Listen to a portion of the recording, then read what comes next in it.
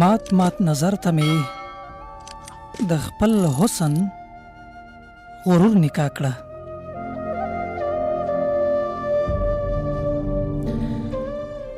مات مات نظر ته مې د خپل حسن غرور نکاح کړه. دا فلسفه له تخیل سره ضرور نکاح کړه.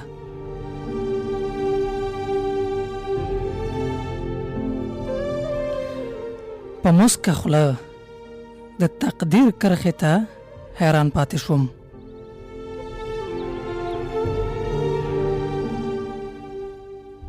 په مسکه خوله د تقدیر کرښې ته حیران پاتې شوم چې خان د ګل په رقم لویه کړه، مزدور نکاح کړه.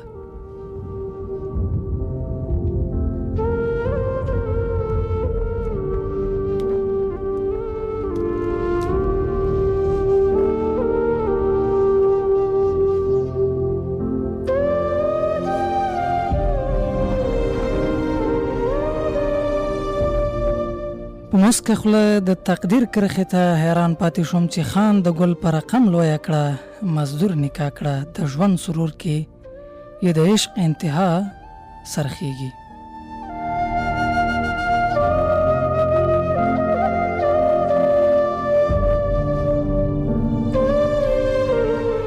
د ژوند سرور کې د عشق انتها سرخیږي. یو چنار قد زلمی لخته د انګور نکاح کړه.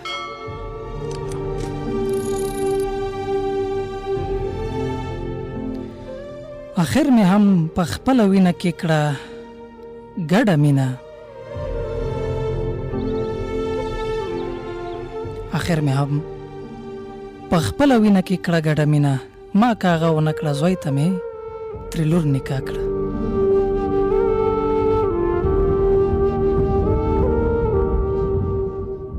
هجرانه دا غږ به د زړه تارونه ولړزوي. هجرانه دا غږ به د زړه تارونه ولړزوي. که وشي سوله دې وطن ته یو باتور نکاح کړه.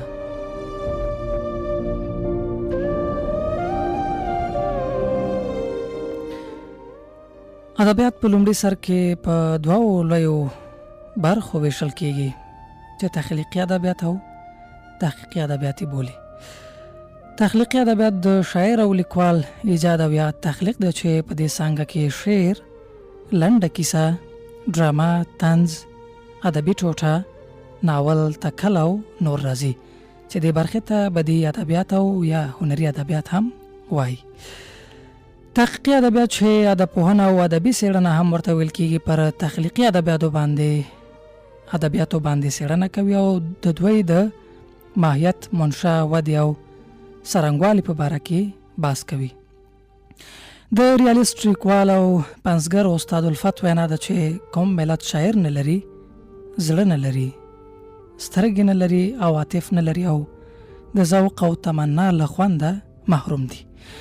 د استاد دې خبرې ته که پوره دقت او غور وشي نو راته په ډاګه کېږي چې په ټولنه کې د شاعر شتون اهمیت دی او له خورا لوړ ماهیته برخمن هم دی. شفیع الله اجران چې د نننۍ خیال وزر خپرونې ملمه شاعر دی، په ټوله معنا د هنري ګوتو او کمال خاوند دی او له قلمه یې د هنر په ګاڼه د سیالي او مستند تخلیقات یا پنځونې راسسیږي چې تر شا یې د یوې پیاوړې شعري ملکې ځواک پروت دی. له ده سره د لفظونو کمی نشته. په شعر کې د تکراري الفاظ مخالف دی او ډیر کله په شعر کې د مشابه لپاره نوې مشابهې کارولې دي. په سر کې چې ما کوم بیتونه وویل د همدغې خبرې ښکاره ثبوت دی. نن شپه راسره په خپرونه کې ملبه دی. له ده سره به د ژوند او شاعرۍ په تړاو غږیږو او ډېر به ترېنه شعرونه اورو. تر هر څه لومړی اجران صاحب ستړي مه شئ، ښه راغلئ خپرونې ته او قدمونه مو پلې مو. ډېره زیاته مننه جنت صاحب. په لومړي سر کې تا ته د خیال وزر ادبي خپرونې ټولو مینوالو ته، د دوست راډیو کارکونکو ته په درنښت سلامونه وړاندې کوم. په دې هیله یم چې ټول به روغ وي او خپرونه به په مینه اوري. ډېره زیاته مننه، خدای دې جوړ لري اجران صاحب. پیل به یې ستاسې د ژوند نه وکړو او معمولا نو لومړی پوښتنه هم دا چې اجران صاحب د کومې سیمې پورې تعلق لري او چیرته به پیدا شوی هغه ښایسته خاوره کومه وه چې تاسې پرې راوټوکېدی؟ ډېر مننه جنت صاحب. زه به د نوم نه شروع کوم.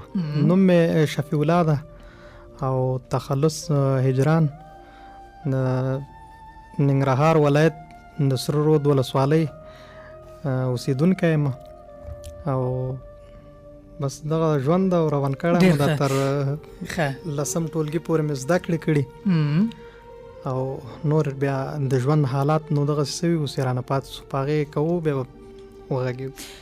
ډېره مننه هجران صاحب. دا لفظونه، دا الفاظ، دا ترکیبونه، دا خبرې دا له کومه کېږي؟ کوم ځینه دا راخوټ کېږي، کوم ځینه دا کېږي او څه لامل دی چې ستاسې په شعر کې دغسې رنګارنګي شته؟ په دې تاثیر باندې نه پوهېږم، زه په خپله هم پرې نه پوهېږم، خو که ووایم نو که هر انسان په خپله یو ځان ته یوه دنیا لري او خپل ځان یا خپل خیالات کولی شي په هر څه کې وویني، نو شاید دغه لامل چې تا غوندې ملګري ورته ښه وایي، نو دغه یو دلیل کېدلی شي. ښه، او څومره وخت کېږي چې شعر لیکئ؟ دغه نړۍ ته څنګه راغلي یاست او د وضعیت په تړاو راته ووایاست چې پر تاسې څه اغېز وکړه، څه در باندې تاثیر وکړه او بالاخره دې ته وعده راکړئ چې یو څه دې وپنځوئ، شعر دې ولیکئ؟ جنت صاحب په تاثیرات خو یې که ووایم نو ما به دا ډېر پخوا ادبي خپرونې د راډیو له لارې ډېرې زیاتې اورېدې، نو په دې کې به بیا ځینو ملګرو په هغه وخت کې خو شاید ملګري نه وو، خو اوس وخت کې زیات ملګري دي، هغوی به په راډیو کې ترنمونه کول، هغه ترنم په خپله ډېر ښه تاثیر لري، نو همدغه ادبي خپرونو اغېز و، همدغه نه ما هم غوښتل چې بیا وروسته چې کله په خط او په عبارت او په املا پوه شولو، هغې نه وروسته په د کتابونو مطالعې ته خبره لاړه. هلته د مکتب په کتابونو کې یو څه پښتو برخه کې دا شعر او شاعري دا ډېره تشریح شوې تر یو حده، نو د هماغه تاثیراتو نه موږ هم شروع وکړله او خوند یې راکوو چې رښتیا خبرې، نو موږ هم وکولی سو چې شعر ولیکو. ډېر ښه، ډېره مننه. هجران صاحب تاسو وویل چې زده کړې هم تر 10 ټولګي پورې کړي دي، باقي ژوند چې څومره لرئ په دې دنیا باندې خدای وکړي چې دغه هیله هم پوره شي او خپلو زده کړو ته دوام ورکوئ. پوښتنه دا ده هجران صاحب چې شعر تا ته د لیک لوست او دې ته ورته ستا د فکر په جوړولو کې، ستا د شعور په لوړولو کې او د یو ښه انسان په جوړېدو کې څه درکړي دي؟ معمولا شاعران نو د نرم زړه خاوند دي، دوی نو په کور کې که څوک ورته ووایي چې دغه چرګ حلال کړم کیدای شي په اسانۍ زړه ورته ښه نه کړي، عاطفه یې ډېره ده که نه؟ بلکل. هدف مې دا دی چې شعر یوازې چې موږ لیکو دا نه ده چې والا زه شعر لیکم، له ده سره ته ډېر مسایل زده کوې. تا وړاندې د مطالعې خبره وکړه که نه، یو وخت ادبي خپرونې تعقیبولې خو بالاخره ته مجبوره شو شاعران ولولې، کتابونه یې ولولې. کتابونو کې خبرې دي، د کتاب خبرې چې هر څنګه دي ښایسته دي، موږ لپاره ګټورې دي. دغه شی تا ته ستا په شخصیت کې، ستا په معلوماتو کې، ستا په فکر کې څومره پراخوالی راوست، څومره یې ستا سترګې رڼې کړې؟ نو که ووایم چې شعر ما ته صرف یو خبره یې وکړم چې ما ته یو جرأت راکړی، نو په هغې کې هم ډېرې خبرې کېدلی شي. زیاتره وخت بسې و زه که خپل هغه ووایم ډېر زیات کم جرأت هم وم په هغه وخت کې، نو دغه خپله خبره به مې چاته نه شو کولی. آخر شعر ته چې کله راغللو، اوس د خیالاتو خبرې راخلو په شعر کې انځوروو او هند تر دې پورې چې څومره خلک ناست دي د څومره استعداد خاوندان هغوی ته ښه په ډاګه کولی سو، ښه په ډاډه زړه یې کولی سو، نو یو وجه یا یو لاسته راوړنه یې دا شوه. ډېره مننه. درنو اورېدونکو، تاسې د خیال وزر ادبي خپرونې ته غوږ یاستئ. میلمه شاعر را سره پکې شفیع الله هجران صاحب دی. د ډېر ښه قلم خاوند دی او د ده په شعرونو کې چې کومه خوږلني پرته ده او د الفاظو کم هنري کمال پروت دی، راځئ چې ټول یې واورو. هجران صاحب مهربانه شه او شعر دې را سره شریک. جنت صاحب زه به په لومړي سر کې یو څو بیتونه ووایم، بیا به غزل ووایم. خوند به وکړي. بیتونه دي چې خپله مې وخوړله خپله زندګي تیر شوم، خپله مې وخوړله خپله زندګي تیر شوم، خپله مې وخوړله خپله زندګي تیر شومه تش لکه اوښکه د لالي پر رننګي تیر شو ډېر ښه دی ما د معیار مقدار ساتلی دی مدام سترګو کې ما د معیار مقدار ساتلی دی مدام سترګو کې زه نه یاغي تیر شومه خدایه نه باغي تیر شوم ډېر ښایسته دی ډېر علی دی جنت صاحب پولیسورات نه تېرېدل وو او دوزخ ته تللو څنګه پولیسورات نه تېرېدل وو او دوزخ ته تللو چې د وطن له آخري سرحد خیالي تیر شو بیا یې اورو اجران صاحب ډېره مننه پولیسورات نه تېرېدل وو او دوزخ ته تللو چې د وطن له آخري سرحد خیالي تیر شومه او غزل ده تیری تیری ژوند له هرې زاویې ښکاري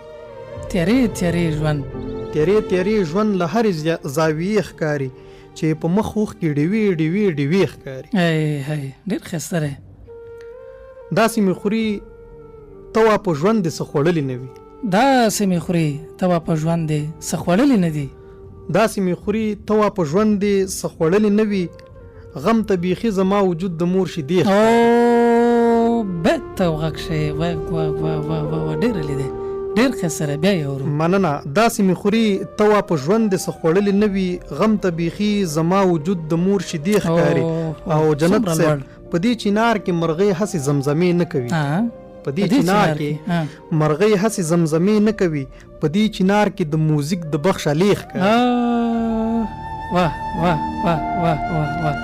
ډېر هنري بیت ډېر ښایسته مننه په دې چینار کې مرغۍ هسې زمزمې نه کوي په دې چینار کې د موزیک د بخش الیخ کاری زما په سر د شفقت سوری مدام ستاوي زما په سر د شفقت سوری مدام ستاوي مورې لاسونه دي د عرش په منارې ډېر ښه دی ډېر علی بیت دی هجران صاحب بیا ووایه مننه زما په سر د شفقت سوری مدام ستاوي مورې لاسونه دي د عرش په منارې ښکاري ضروري زړه کې د ولفت باغ سره ګلان نیولي د یار په سترګو کې د عشق نښانې ښکاري ضروري زړه کې د ولفت باغ سره ګلان نیولي د یار په سترګو کې د عشق نښانې ښکاري او په بام ولاړه جنۍ ښه کوي چې مخ اړوي په بام ولاړه جنۍ ښه کوي چې مخ اړوي هجران لارې ته کتلې بې فایدې ډېر ښایسته ډېر علی بیتونه او ډېر هنري بیتونه ډېره مننه هجران صاحب زه به نن کوشش دا کوم چې تاسې ډېر واورو البته هدف مې دا دی چې شعرونه هم ډېر واورو پر صورت هجران صاحب د شعر په برخه کې چې کوم یاران دوستان لرئ څوک چې تاسې ورسره ډېر پاتې کېږئ ناسته ولاړه لرئ او په خپله چې کوم څه لیکئ زموږ او ستاسې په شاعرانو کې ستاسې تجربه هم دی چې سړی په لومړیو کې نو بیا خپله شاعري چا سره اکثریت نه شریکوي دا زړه نه کوي که نه او بیا که اوس هم ورسره او لږ زره مخته لاړ شي بیا یې نه خپروي ستاسې وضعیت څه ډول و په لومړیو کې هم چې کله شعرونه لیکل اوس هم په یاد لرئ اوس هم وایي او که نه هغه مو څنډې ته کړي دي او وروستي شعرونه ډېر کله وایي جنت صاحب زه چې اوله نه ما شعر شروع کړی نو ما به لکه د ما تاثرات نو داسې وګڼه چې د راډیو نه بیرته به ما په راډیو کې د تلیفون په واسطه باندې زنګ وهه او شعر به مې وړاندې کوو ورته که به ښه و که به خراب و خو هغه وخت و خوند به یې کوو او د ملګرو په غوښتنه به م اړیکې نیولې او خپل شعرونه به م شریکول او بیا وروستیو کې دا کیسې لږې ځنډنۍ پاتې سوې بیا فیسبوک ته راغلو په فیسبوک کې خپرو خو په فیسبوک نه د خپرېدو نه مخکې باید یو څو داسې مشخص ملګري سړی ولري لومړی هغوی سره شریک سي ورسره او د هغوی نظر ترېنه واخیستل سي په ښه او په بد باندې که نه نو دا د ما په نظر یوه ښه تجربه ده او باید سړی ترېنه کار واخلي همدغه هغه ملګرو سره چې د څنګ دی د پرې ملګري دي خپل شعر شریکول هغوی هغه باریکیو ته چې ستا په شعر کې سره متوجه کول د یو شاعر لپاره څومره مهمه ده څومره د بسلاکۍ څومره د راجوړۍ او د ښو پنځونو لپاره یې څومره برابرۍ جنت صاحب که چېرته سړی داسې ښه ملګری ولري چې په شعر باندې ښه وپوهېږي او دی ورباندې ښه وپوهېږي که نه، نو طرف ته دا مهمه ده. او بل سړی کولی سي چې د یو ښه شخصیت ډاټ چې چا سره وي نو هغه نور هم هڅېږي او کوشش کوي چې شعر خپل نور هم ښه ولیکي. نو د ما یو ملګری ده یاد دی په خیر په اوس وخت کې، نو د ډېر وخت کېږي رانه مسافر شوی د فرهاد مرخیل، ما ډېر نږدې ملګری پاتې شوی. یعنې تر یو وخته پورې دی ما سره، ما بسې یو کرښه هم ولیکله نو د سره به مې شریکوله او د هغه د کور ودانې ډېرې هڅولم، همداسې به هغه خپل شعرونه ما سره شریکول. همدغسې سلسله روانه وله تر اوسه پورې. بیا اوس زه په خپله په ځان هم اطمیناني یم، نو اکثره وخت داسې وي چې بغیر د ملګرو د مشورې نه یم یعنې خپروه خپروم. ډېره مننه. راځئ چې یو بل شعر هم واورو او اورېدونکي به دې ته لیوالی چې اجران صاحب دی بیا هم مهربانه شي. سمه ده جنت صاحب، شعر به ووایم. مهرباني.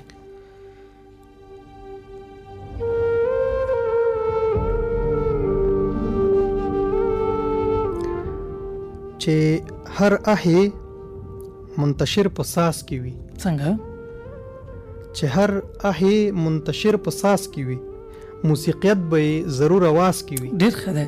عجیبه ده زما هر شعر کې ستا سترګې، عجیبه ده زما هر شعر کې ستا سترګې، تکراري وي خو په بیل انداز. او ډېر ښه دی یاره، بالکل بالکل بالکل منم. آفرین، ډېر ښه. مننه جنت صاحب. عجیبه ده زما هر شعر کې ستا سترګې تکراري وي خو په بیل انداز کې وي. وروسته وروسته لا پخېږي لا خوږېږي چې خواږه د محبت آغاز کې وي. واه واه واه واه واه. وروسته وروسته لا پخېږي لا خوږېږي چې خواږه د محبت آغاز کې وي. د زړه مینه رسوا وګڼه هجرانه چې یاران در سره ټول په راز کې وي. څومره لیدې، څومره ښایسته دی اجران صاحب، بیا ووایه. د زړه مینه رسوا وګڼه هجرانه چې یاران در سره ټول په راز کې وي. او غزل وایم چې ښه ذلیله وی مبهم مبهم کلهم ړون وی. چې ښه ذلیله وی مبهم مبهم کلهم ړون وی. چې ښه ذلیله وی مبهم مبهم کلهم ړون وی، په عقل ړون باید په سترګو باندې هم ړون وی. څه وایې، ډېر ښایسته بیت، ډېره لې بیت اجران صاحب. ډېره مننه. چې ښه ذلیله وی مبهم مبهم کلهم ړون وی، په عقل ړون باید په سترګو باندې هم ړون وی. جنت صاحب که بېوسۍ کې مې مقام د باچاهۍ درلودی، که بېوسۍ کې مې مقام د باچاهۍ درلودی، نو اوس به واخته د یارانو په کرم ړون. که بېوسۍ کې مې که بېوسۍ کې مې مقام د باچاهۍ درلودی، نو اوس به واخته د یارانو په کرم ړون وی. دغه سوالګر مړه کېده نن له احساسه د جار.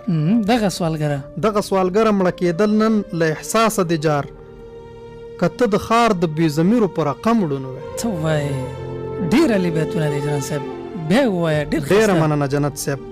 دغه سوالګر مړه کېده نن له احساسه د جار، که ته د ښار د بې ضمیرو په رقم ړون وی. په داسې حال چې جانان وینم نو داسې وایم چې کاش په دغه وخت کې خدایه ټوله لم.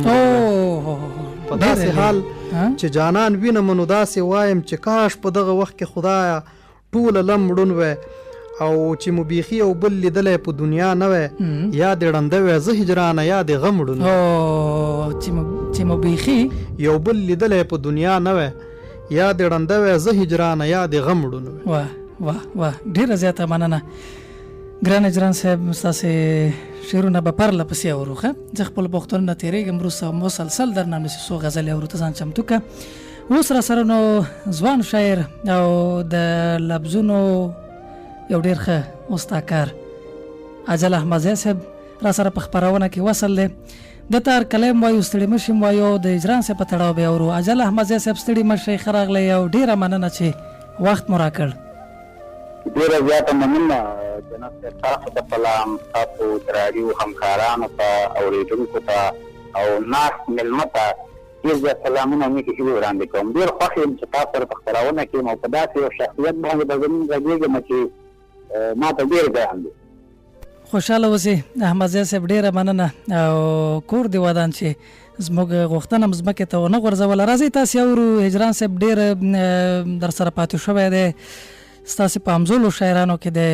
د ده دغه طی کړی مزل یا طی کړې لاره چې د شعر په هغه رنګینه نړۍ کې وهلې ده، څنګه یې ارزوئ، څنګه یې په تړاو راته وایاست او تر کومې کچې په دې توانېدلی دی چې یو ښه او عالي هنر دې وپنځوئ؟ ډېره مننه جنت صاحب. موږ تل دا خبره کوو چې الله په یو حال وي او انسان نیمګړی دی، او د ډېرو کوښښونو باوجود هم که دا انسان نه وغواړي چې ځان تکمیل کړي، بیا هم خپلې نیمګړتیاوې نشي ختمولی. خو زما لپاره ډېره جالبه بیا دا خبره ده چې په دې نیمګړي انسان کې هنرونه تکمیلېدی شي. په ظاهره بڼه به مونږ ته ډېر انسانان داسې برېښي، ته به وایې د خدای بختور، دا د خدای بختور به له هر درد و غم نه په امان وي. نه، داسې نه ده. هر انسان د خپل ذات دننه یو لالهخنده او سرګردانه انسان دی. څوک په دنیا پسې لالهخنده دی، څوک په عقبا پسې لالهخنده دی، یو په نامې پسې سرګردانه دی، خو بل بیا په جامې پسې سرګردانه دی. څوک په مادیاتو پسې سرګردانه دی او څوک په معنویاتو پسې سرګردانه دی. بلکل همدغسې ده.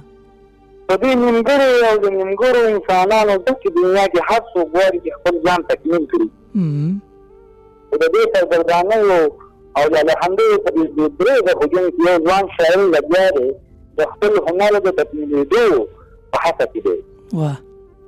دوی په دغه لار کې بریالي وینم. دا ځوان د خپل خیال په پرم کې د لفظونو په سیاحۍ د کائناتو په کائناتو کې د موجوداتو ښایستون یوه داسې رساني جوړوي چې هېڅ نیمګړی فکر او عقل نشي رسمولی. او دا ځوان ستاسو مېلمه دی نن، شاعر شفیع الله هجران نومېږي. خوشحاله اوسئ. اورېدونکي به یې اورېدلی وي. ما د هجران سره ناسته ولاړه شته دی، ډېر وخت په موبایل سره خبرې کوو. هجران ډېر قانع انسان دی، ډېر ښه اورېدونکی دی، او د دغه ډېرو اورېدلو ورته د ډېر څه ویلو جرأت ورکړی دی. هجران ډېره عالي شاعري هم کوي، تر خپل عمره پخې خبرې کوي، نوې تشبیهاتو پسې ګرځي. هر وخت یې دا کوښښ وي چې نوې خبرې نوې خیال راوړي. لکه اورېدونکي ته به یې په دې خپرونه کې ثابت شي انشاءالله. خوشحاله اوسئ. شاعري لکه د اوبو غوندې روانه او نرمه ده، اورېدونکي ترې ډېر ژر اخذ کولی شي. موږ هر وخت د یو کار له کولو وروسته پښیماني کوو، او د دغې را روانې پښیمانۍ ته هجران موږ د هنر په ژبه متوجه کوي. لکه دا بیت چې وایي مینه ازغنه لار د زړه په پوښه پورې غواړي، څوک چې د غره سر ته ختلی نه شي څه لهېږي. ډېر ښه. زموږ په ټولنه کې د شعور کچه ډېره ښکته لوېدلې. په ټولنیزو نزاکتونو خو بیخي خبره نه وي، نه د مشر احترام شته او نه په کشر شفقت. خو دلته ښاغلی هجران موږ ته بیا په ډېرو کمو لفظونو کې ډېر لوی نصیحت کوي. ذهني غذا یې دې کنځلو بل څه نشي کېدی. هره څپېړه د ماشوم پر مخ قاتله ښیي. که په شعر کې د شعریت خبره کوو یا د حکمنۍ خبره کوو، نو ممکن د ډېرو سترو شاعرانو نومونه واخلو. په خیره دې نه وي چې موږ ځوانو شاعرانو کې هم داسې شاعران لرو چې شعر د شعریت او حکمنۍ نه مالامال دی. په هغو ځوانو شاعرانو کې یو زموږ شفیع الله هجران دی. زه تاسو دا بیت وایم، قضاوت یې پر تاسو واورېدونکو. د نزاکت د خوږو سترګو مې په زړه کې هیله، د نزاکت د خوږو سترګو مې په زړه کې هیله، لکه پولۍ چې یوه وچاودېږي بله خېژي. واه واه واه واه. په هجران او په شاعرۍ باید ډېر غږېدلی وي، خو دا چې ما سره وخت ډېر کم و، نو د پاتې شوي حق چې باید ادا شوی وي، زه تر ډېره بښنه غواړم. ډېره مننه ګران احمد ضیا صاحب، ډېرې ښایسته هنري او عالي خبرې مرا سره د هجران صاحب په تړاو باندې شریکې کړې، او ګل تا سره مو شریک کړ. موږ ډېر منندوی یو له تا نه. ډېره مننه جنت صاحب، زه له تاسو نه ډېره مننه کوم چې داسې تاسو د راډیو همکارانو نه ټول ټیم نه ډېره مننه کوم چې داسې ځوان شاعرانو ته وخت ورکوئ، راولئ، اورېدونکو ته یې معرفي کوئ. تاسو د کور آباد وي، زه به په آخره کې دغه د هجران یو 4 بیتونه تاسو ته هجران ته او ټول اورېدونکو ته ډالۍ کړم، که اجازه مو وي. په مینه به یې واورو، ډېر خوند به وکړي. بیتونه دي چې ما سره په ما کې یو موجوده بیخي ورکه شوه. څنګه؟ ما سره په ما کې یو موجوده بیخي ورکه شوه، ستا د غیږ خوشبو مې له وجوده بیخي ورکه شوه. ډېر ښه دی، ډېر علي. تا غوندې هوا یې وکړه دوده بیخي ورکه شوه، دلته مې راتله کور ته لسوده بیخي ورکه شوه. واه واه واه واه ډېر علي پیغام. ولې له وطنه د وطن خلک ماره شول ټول، ولې ستا جذبه پاتې سروده بیخي ورکه شوه. ډېر ښایسته دی. سره چې د هېڅ چا سترګو کې هم هجرانه نه ښکاري، مینه له انسانه شوه نابوده بیخي ورکه شوه. ډېر علي. ډېره زیاته مننه جنت صاحب. کور ودان او ټول اورېدونکو ته خپرونه خوشحاله اوسې احمد صاحب. ډېره مننه. خدای دې جوړ لره.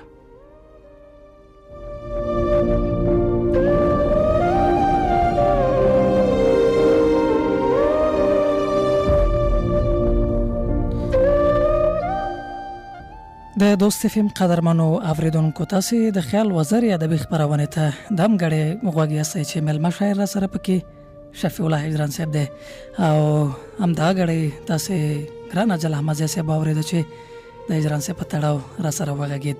هجران صاحب شاعري را سره شریکه کړه، شعرونه راته وایه. سمه ده. د اجل احمدزي صاحب نه ډېره زیاته مننه. زه ځان ته متوجه کړم. اجل احمدزی ډېر یو ښه شخصیت او د ښو اخلاقو څښتن، او خدای پاک ورته ډېر د شعر یو بل رنګې مهارت او وړتیا ورکړې ده. کور ودان زه خو وایم چې دوه درې غزلې سر په سر هم نسي وایم. سمه ده. ته خو یې نه منې خو پیره نه وي. ته خو یې نه منې خو پیره نه وي. زما خوبونه بې تعبیره نه وي. واه ډېر ښه. دومره بچو وطنه پرېښودلې چې په مخ باندې تار ګیره نه وي. اوه دومره بچو وطنه پرېښودلې چې په مخ باندې تار ګیره نه وي، چې په ژوند عذاب لیدلی نه وي، هغې نه بل لوی بې ضمیره نه وي. اوه چې په ژوند عذاب لیدلی نه وي، هغې نه بل لوی بې ضمیره نه وي، تړلې وي د خپل مسیر په زنځیر، مین سترګې بې شبګیره نه وي. واه واه واه واه تړلې وي د خپل مسیر په زنځیر، مین سترګې بې شبګیره نه وي.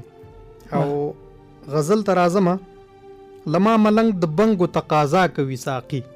لما ملنګ د بنګو تقاضا کوي ساقي. لما ملنګ د بنګو تقاضا کوي ساقي، خمار خمار خیالونه ناروا کوي ساقي. واه ډېر ښه دی. لما ملنګ د بنګو تقاضا کوي ساقي، خمار خمار خیالونه ناروا کوي ساقي. څوک ژوند کوي، څوک قتل او څوک مینې ته لیواله، څوک دا کوي څوک دا کوي څوک دا کوي ساقي. واه واه واه بیا ووایه. مننه. څوک ژوند کوي، څوک قتل او څوک مینې ته لیواله، څوک دا کوي څوک دا کوي څوک دا کوي ساقي. او جنت صاحب ته ګوره خوشبويي د ولفتونو زلفې زلفې. ته ګوره خوشبويي د ولفتونو زلفې زلفې. ته ګوره خوشبويي د ولفتونو زلفې زلفې، سپرلی په جنتي وطن نڅا کوي ساقي. اوه ډېر علي دی، ډېر ښایسته دی. بیا ووایه. خوشبويي د ولفتونو زلفې زلفې، سپرلی په جنتي وطن نڅا کوي ساقي. په زوره یې رایاده کړي چې مور زه کوڅې ته، ورغلي پر هرونه مې ریا کوي ساقي. اوه ډېر ښه دی. په زوره یې رایاده کړي چې مور زه کوڅې ته، ورغلي پر هرونه مې ریا کوي ساقي. په چل چې نوی نسل هڅوي غرقونه شو ته، په چل چې نوی نسل هڅوي غرقونه شو ته، هجران دا خو سخته اشتباه کوي ساقي. ډېر ښه دی. ډېر علي بیت دی. بیا ووایه. ډېره مننه. په چل چې نوی نسل هڅوي غرقونه شو ته، هجران دا خو سخته اشتباه کوي ساقي. واه ډېره مننه. خوشحاله اوسې. بل شعر به وروسته واورو. حساس صاحب را سره په تماس کې دی. تاسل حساس صاحب غواړي چې ستاسې په تړاو را سره خپلې خبرې شریکې کړي. حساس صاحب ستړي مه شئ، په خیر راغلی. ډېره زیاته مننه جنت صاحب. سلام تاسې ته، تخنیکي همکار قدرمن هجران صاحب، د خیال وزیر ادبي خپرونې ټولو قدرمنو اورېدونکو ته هیله ده چې ټول ورو د صحت لباس پر تمه. خوشحاله اوسئ. ستاسې سلامتیا او روغتیا غواړو. حساس جانه راځئ نو تاسې به واورو د هجران صاحب په تړاو ستاسې تاثر، ستاسې خبرې، سپارښتنې یا لارښوونې، نظر، غوښتنه او که بیتونه را سره شریکوئ مهربانه شئ. ډېره زیاته مننه جنت صاحب. مخکې اجل صاحب وغږېده، اجل احمدزی صاحب، تاسې وغږېدئ.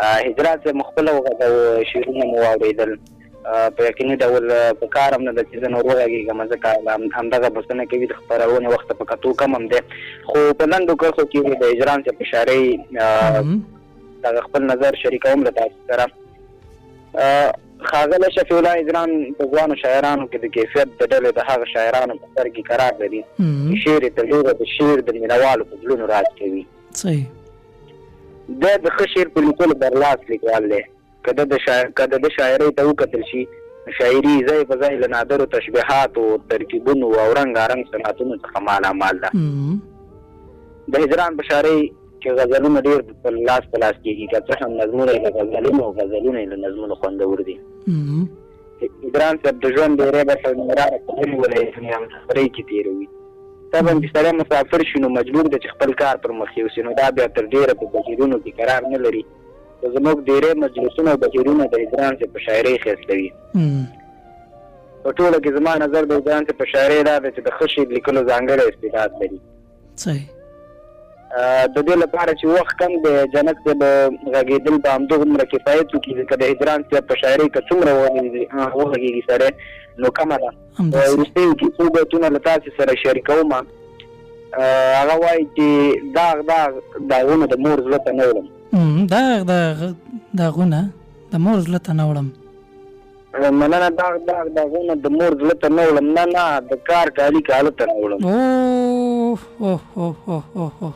څومره لوړ بیت دی ډېر ښایسته بیت دی مننه داغونه د مور زړه ته نه وړم نه د کار کالي کالو ته نه وړم راز د عورت پر کم زړه کې ساتم د ده خبره بېرته ده ته نه وړم واه او چې رضا کېږي نه مغرور لالی ګیلې به نورې دیواله ته نه وړم ډېر ښه او خپل خدای راکړی حق ته نه کرا نه کړي هم خپل خدای راکړی حق کرا نه کړي هم لاس تربور وګرېوانه ته نه وړم واه او د زړه هر ناز په سترګو وړم خو مګر هجران ګل چا په صورت نه وړم واه ډېره مننه جانب صاحب چې وخت مو راکړ تاسې ته ښه خپرونه خوشحاله اوسې اساس صاحب ډېره مننه خدای دې جوړ لره او همدغسې جراره اوسېږي هجران صاحب اجل احمدزی صاحب هم واورېده حساس صاحب هم واورېده او شعرونه هم تاسې وویلې په کل کې د شاعر لپاره دا څومره مهم دی د شاعر لپاره تشویق هڅونه او یعنې دا عادت به داسې چې ضمناً به ورسره د هغه لپاره لارښوونه هم کېږي هغه به متوجه کېږي هغه به هغه لارې ته سیده کېږي چې کله یو نیم قدم ناسم ږدي که نه بالکل د شاعر لپاره دا څومره مهم دی او څومره ده ته روحیه ورکوي جنت صاحب که دا ډاټ یا دا تشویق په دوه برخو وویشو نو هم ویشل کېږي که نه یو داسې چې په شاعر باندې منفي اثر کوي ښه او یو مثبت اثر پې کوي صحیح نو د دې لارې هم چې جلا کړل نو خبره به بیا دلته ښکاره هم کو یو داسې چې هر سړی یا په شعر پوهېږي یا نه پوهېږي نو هغه ته کار رنګې شعر ووایي ته به یې ورته ووایې هغوی به یا خوند ترې واخلي یا به یې وانخلي خو تا ته به ډاډ درکوي بې ځایه نو هغه شاعر کولی شي چې بې لارې کړي یا یې د معیار نه یې وغورځوي او یو که داسې لکه په شعر پوهېږي د شعر په ترکیبونو باندې پوهېږي په جوړښتونو یې پوهېږي حتی د الفاظو په ځای کولو په هر معنا که ووایو نو پوهېږي هغه استادان شاعران یا لیکوالان که چاته ډاډ ورکي تشویق ورکي نو یو سړی کولی شي چې خپل شعر په خپله بیرته اسلام کې یو سیالي غوندې ورته مخې ته پاتې کېږي که نه که ووایو نو کولی شي چې ښه شعر ولیکي نو آیندې دپاره ډېر په درد خوري راتلونکي دپاره خلک ترېنه ډېره ګټه اخیستلی همدغسې ده هجران صاحب زموږ او ستاسې په ټولنه کې له بده مرغه باید ووایو چې ډېر کله دلته د پنځګر پسې تګ کېږي که نه بالکل پنځونې پسې نه یو چا به ډېر ښه پنځون کړی ډېر ښه به یې لیکل کړي او داسې یو څه به یې پنځولي چې رښتیا هم سړی پې ګمان نه کېږي دا د دی که نه بالکل خو ولې که دی په ټولنه کې محبوبیت نه لري او په ټولنه کې اقتدار یا داسې څوک چې ډېرې څوک نه پېژني عمره خلک ورته واه نه کوي بالکل خو پنځګر کې لږ زره شناخت درلوده، پنځګر کې لږ زره شخصیت درلوده، پنځګر کې لږ زره لستوڼی غواړو، بالکل نو کېدای شي دې الفاظو ته هم خلک ډېره بدرګه ورکړي. څومره دغه پېښه دغسې یو څه سره مخ کېده تاسې ځورئ او مایوسه شوي خو به نه یاستئ، یا دغسې پېښې سره که مخ شوي یاستئ؟ دا مسئلې جنت صاحب که وګورو په ټولنیزو رسنیو کې یا په فیسبوک کې ډېرې زیاتې کېږي، نو خامخا تاثیر لري، ځکه یو سړي به خواري کړي، کوشش به یې کړی او خپل تاثرات به په ډېر نوي بڼه په ښه شکل سره لیکلي وړاندې کړي به وي، خو مادي چا به ورته نظر نه وي. په ټوله معنا دغه لایک او کمنټ د همدغې نه اندازه سړي ته لګي، که نه سیده څومره تعقیبونکي لري او څومره نه لري. او بیا زیات داسې چې هغې ته په نه خبره باندې یا بیخي داسې په عامه یې که ووایو په کنځلو باندې هم په زرهاو خلک ناست دي او تشویق کوي، نو رښتیا هم دا بد تاثیر لري، په لیکوال هم لري، بل پنځونکي هم لري، لکه که غیر د شاعر نه وي، که مثلا هره برخه کې خوشحاله اوسې. ډېره مننه. راځه چې شاعري دې واورو، ستړی به دې کمه نو. جنت صاحب، ژوند محتوا ده د عشق، زه پکې یو څه خو ژوند محتوا ده د عشق، ژوند محتوا ده د عشق، زه لکه رانجه خخوم په بخښنې سره، ته بڼو کې زړه خښوې، زه بڼو کې زړه خښوم. واه واه واه، ډېر ښه.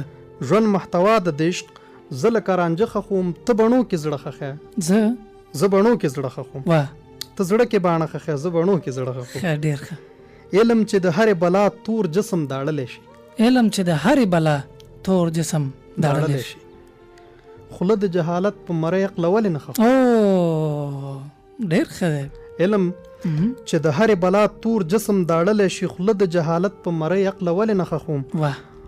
او اوف د پښتنو رواجه غم د چا غمګینه څوک، اوف د پښتنو رواجه غم د چا غمګینه څوک، اوف د پښتنو رواجه غم د چا غمګینه څوک، مړ زوی ته د مرګ په بدل لور په ژوند. او بیا ووایه. اوف د پښتنو رواجه غم د چا غمګینه څوک، مړ زوی ته د مرګ په بدل لور په ژوندانه خو مخلمه د قام لازیت لذت څه وکړم، درد ته د ټکور په پلما زخم کې سکاره خخو. او بیا ووایه جنان صاحب. اخلمه د قام لازیت لذت څه وکړم، درد ته د ټکور په پلما زخم کې سکاره خخوم. سر خورې زما د بدبختۍ انجام ستا په لاس، زه مې هر ارمان لکه جسد د پښتانه خخوم. سر وخورې زما د بدبختۍ انجام ستا په لاس، زه مې هر ارمان لکه جسد د پښتانه خخوم. واه. نور بیتونه مه وایه. یو څو بیتونه نور وایم، بیا به غزل وایم. خوند به وکړي. بیمارې وم بیماره ورسېده، بیمارې وم بیماره ورسېده، ما ته مې خپله یاره ورسېده. واه واه. بیمارې وم بیماره ورسېده، ما ته مې خپله یاره ورسېده. جنت صاحب، د ژوند حصه احساس خلوص عاطفه، د ژوند حصه احساس خلوص عاطفه، مور مننه پلاره ورسېده. واه واه واه واه واه واه واه، حد دی حد دی حد دی. او زما د شعر یوه تور سره مصره، دا بل بیت بیا ورو. ډېره مننه. د ژوند حصه احساس خلوص عاطفه، مور مننه پلاره ورسېده. زما د شعر یوه تور سره مصره، ژوندی تر خپل مایاره ورسېده. ډېر لیدی هجران صاحب، ډېر ښایسته دی. زما د شعر یوه تور سره مصره، ژوندی تر خپل مایاره ورسېده. او غزل ده. خندرویه ملکه ژوند دې ډک له معنا ښکاري، خندرویه ملکه ژوند دې ډک له معنا ښکاري، خندرویه ملکه ژوند دې ډک له معنا ښکاري، تبسم دې په لیمو کې لکه پړق د رڼا ښکاري. واه واه واه واه. خندرویه ملکه ژوند دې ډک له معنا ښکاري، تبسم دې په لیمو کې لکه پړق د رڼا ښکاري. او سنجیده تصویر د خیال دی، سنجیده منظر کې پروت دی، سنجیده تصویر د خیال دی، سنجیده منظر کې پروت دی، سنجیده تصویر د خیال دی، سنجیده منظر کې پروت دی. دریابي موجونه ټول دی په تخلیق کې اشنا ښکاري. ډېر ښه دی، ډېر لیدی جنان صاحب. جنت صاحب ځان پاچا محسوسومه چې راګوري چې درګورم ځان پاچا محسوسومه چې راګوري چې درګورم ځان پاچا محسوسومه چې راګوري چې درګورم ما ته ستا سترګو کې یاره یوه بله دنیا ښکاري واه واه واه واه ډېر علی او جنت صاحب دغه یو بیت لږه شوخیم ده بخښنه دي هغه ښکلي جنۍ نور هم اړولی رنګ حیران یم ښه هغه ښکلي جنۍ نور هم اړولی رنګ حیران یم په درشل د پیغلتوب کې لکه ګل د صحرا ښکاري واه واه ډېر ښه دی دا د ژوند مشکلاتونه غږو بیا که ژوندي وو دا د ژوند مشکلاتونه غږو بیا که ژوندي وو خو اوس زه هجرانه لاړ شه باراني د هوا ښکاري ډېر ښه دی هجران صاحب مقطع ډېر عالي وه بیا یې درنه اورو ډېره مننه دا د ژوند مشکلاتونه واه غږو بیا که ژوندي وو ډېر ښه دی اوس زه هجرانه لاړ شه باراني د هوا ښکاري واه واه واه واه واه کور ودان هجران صاحب بیخي نو په ډېرو هنري او رنګارنګه جزیرو باندې د وګرځولو کور ودان د دوست اف ام قدرمن اورېدونکو د خیال وزیر ادبي خپرونې ته غوږ یاستئ شفیع الله هجران صاحب راسره دی تاسې شاعري واورېده هجران صاحب اورېدونکو نه البته له اورېدونکو سره به طبعا دا پوښتنه وي چې دومره عالي او دومره هنري الفاظ چې تاسې لرئ دومره ښه شعر چې لرئ طبعا ټولګې به هم لرئ د ټولګې موجودیت شته نشته او هیله هم شته او که نه جنت صاحب ټولګه یو د انسان د فکر زیږنده یا یو تذکره ده که نه همداسې نو باید کوشش ورته وسي چې په هغه شکل چې سړی پخپله غواړي په هغه رقم به ونسي خو بیا هم کوشش ورته په هماغه ترتیب پکار ده صحیح نو انشاءالله تر اوسه پورې خو نشته خو پروګرام هم ورته شته انشاءالله چې که ډېر لرې نه وي نو یو څه موده بعد به خبره د امکاناتو له امله پاتې ده چې وسه یې نشته د چاپ که نه لا مو زړه وایي چې وایي ځنډوي په خپله باندې شعوري پرېږدئ تر اوسه پورې لکه ما په خپله دا فعلا لا نه ده جوړ کړی چې زه د ټولګه چاپ کم خو اراده مې ورته شته ده او هغه څه ضرورتونه سي که نه چې باید سړی ټولګې دپاره ولري نو هغې ته م لا تر اوسه فعلا نه ده جوړ کړی کنې شعرونه هم تقریبا چې ټولګې نه به م زیات دي او کم به نه خو ګورو وخت سره انشاءالله چې فرصت برابرېږي کار به پې کوو صحیح په همدې هیله باندې چې یو ورځ ستاسې کتاب چاپ شي او موږ د کتاب په بڼه باندې ولولو ښه ډېره مننه او وروستۍ پوښتنه به دا کوم هجران صاحب د شاعر لپاره د ژوند لوړې ژورې په ژوند کې له ستونزو سره مخ کېده په ژوند کې له ناخوالو سره مخ کېده او دغه تنګسې آیا ښه شاعري پنځولی شي په دغسې حالاتو کې که دې ته د ژوند ټول سهولتونه فراهم وي او کومه ستونزه ونه لري بیا به په هنر کې دغه زور وي او که نه همدغه لوړې ژورې دوی ته ښه شعر ورکړی دی شاید دا د لوړو ژورو تاثیرات وي ځکه په دې کې سړی ډېر رنګونه ویني ځان هم په ډېرو رنګونو کې ویني همداسې په ژوند کې نورې کیسې ډېرې ویني ان تر دې پورې لکه که زه په خپل ځاني ووایم نو خپل کور هم ورته پرېږدي نو دا د همدې غربت او د ناچارۍ لامل کېږي سړی ګرځي او د شعر دپاره ورته مواد برابرېدلی سي خوشحاله اوسئ ډېره مننه خدای دې جوړ لره هجران صاحب وروستۍ خوښونه دي له خپلې شاعرۍ را سره شریکه که بیا به خپرونه راونغاړو صحیح ده جنت صاحب زه به وګورم غزل اول به یو څو بیتونه ویم